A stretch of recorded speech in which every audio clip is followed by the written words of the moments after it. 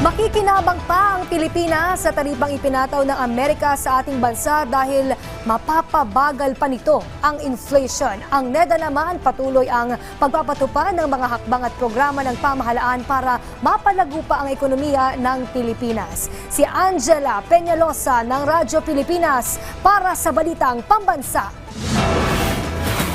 Kung inflation ang pag-uusapan, makatutulong ba ang ipinataw na reciprocal tariff ng Estados Unidos sa Pilipinas? Sa panayam ng Radyo Pilipinas, sinabi ni Undersecretary Rosemary De Leon ng National Economic and Development Authority na babagal pa ang inflation dahil hihina ang demand ng mga export products sa Amerika, habang dadami naman ang supply ng mga produkto rito sa Pilipinas. In the immediate term, hindi po siguro magbabago muna yan. Pero pag halimbawa, konti pang panahon, over the next few months, baka po pwede rin bumagal na yung demand na yon. So mangyari po, dadami yung supply na bansa natin. Kasi tayo po ang unang mag-absorb muna nun eh.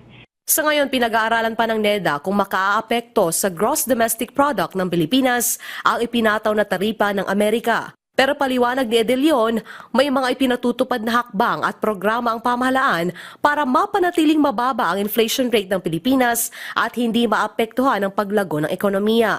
Isa nga sa mga nakikita nilang makatutulong sa pagpapabagal panglalo ng inflation ay ang karne at isda dahil sa patuloy na pag-alalay ng pamahalaan. Patuloy po yung ating intervention dun sa vaccine ng ASF. No?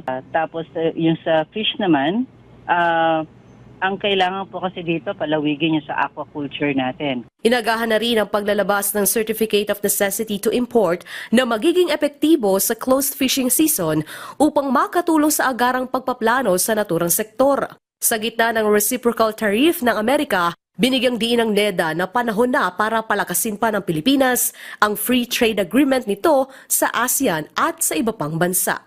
Mula sa Radyo Pilipinas, Angela Peñalosa para sa Balitang Pambansa.